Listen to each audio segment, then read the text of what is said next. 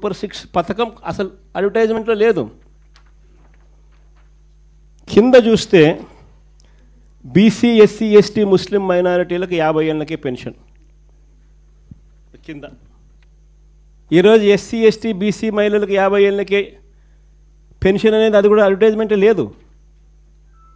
అంటే ఏకంగా ఏ స్థాయిలో వీళ్ళు మోసాలు ఉన్నాయి అని చెప్పడానికి ఇదొక నిదర్శనం.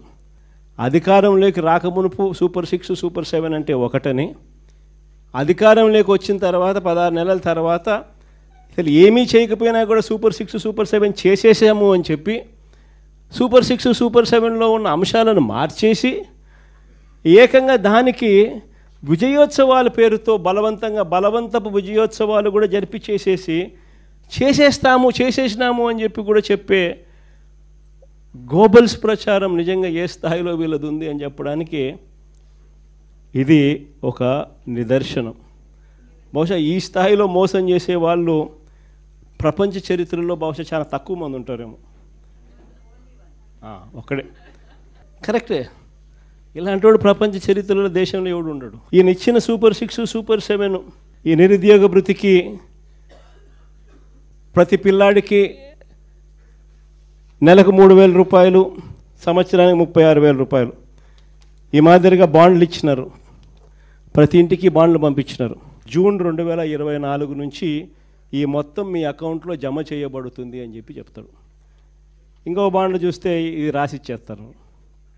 ఈ మాదిరిగా పవన్ కళ్యాణ్, చంద్రబాబు నాయుడు ఇద్దరు ఫోటోలు పెట్టి ప్రతి ఇంటికి కూడా ఇది పంపించినారు. దీంట్లో ఇద్దరు ఉన్న చోట ఇద్దరు కలిసి ప్రమాణం చేస్తారన్నట్టుగా పెట్టడం. ఈ మోసాలు ఏ స్థాయిలో ఉన్నాయి అంటే సూపర్ 6లో సూపర్ 7లో చెప్పినటివి ఏవి కూడా అమలు కాకపోగా, కొన్నింటిలో ఏదైతే కొద్దో గొప్ప అమలు చేశారో అవి కూడా అందరికీ ఇవ్వకుండా కొందరికి మాత్రమే ఇచ్చే పరిస్థితిలో మరికొన్ని. ఈ పెద్ద మనిషి హయాంలో అన్ని రకాలుగా వ్యవస్థలన్నీ కూడా నీరుగారిపోయిన పరిస్థితులు కనిపిస్తూ ఉన్నాయి. రైతులు ఈరోజు ఉన్న పరిస్థితి ఎంతటి దారుణంగా ఉన్నారు. రైతుల పరిస్థితి అంటే ఏ పంటకు రైతన్నలకు గిట్టుబాటు ధర రాని పరిస్థితి. యూరియా కోసం రైతులు ఏకంగా క్యూ లైన్లో నిలబడుతూ ఉన్న పరిస్థితి, అయినా యూరియా దొరకని పరిస్థితి. ఏ రైతన్నకు ఏ పంటకు గిట్టుబాటు ధర రాని పరిస్థితి.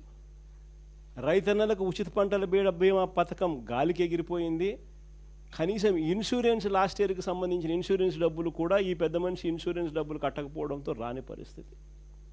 నేను అడుగుతా ఉన్నా, ఒక్కసారి మనం ఉన్నప్పుడు ఏ రోజన్నా కానీ ఆ 5 సంవత్సరాల కాలంలో ఏ రోజైనా ఇలాంటి పరిస్థితులు ఎప్పుడైనా రైతు చూసినాడా అని? ఏ రోజన్నా ఒక్క రోజన్నా కానీ రైతు యూరియా దొరకడం లేదని చెప్పి క్యూలో నిలబడడం ఎప్పుడున్నా మన 5 సంవత్సరాల కాలంలో కనీసం ఒక్కసారన్నా జరిగింది అని అడుగుతా ఉన్నా.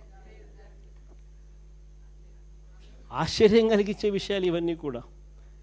ఈరోజు రైతుల పరిస్థితి ఎందుకు ఇంత అధ్వానంగా ఉందనంటే కారణం బ్లాక్ మార్కెటీర్లతో, దళారీలతో ప్రభుత్వమే చేతులు కలిపింది.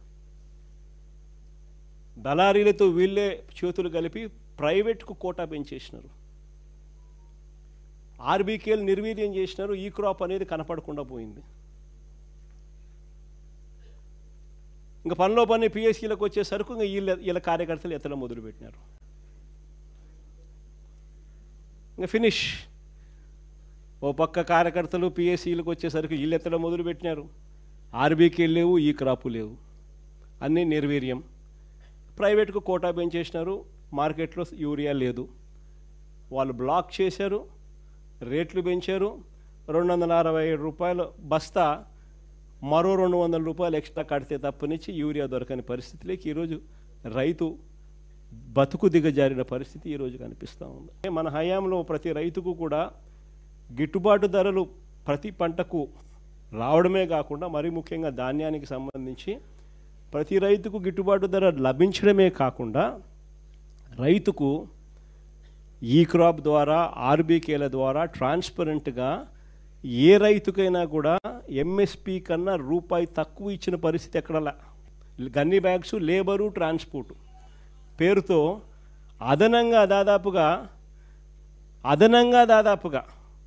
10,000 రూపాయలు ఎకరాకు రైతుకు అదనంగా అందించిన పరిస్థితులు మన ప్రభుత్వంలో జరిగాయి.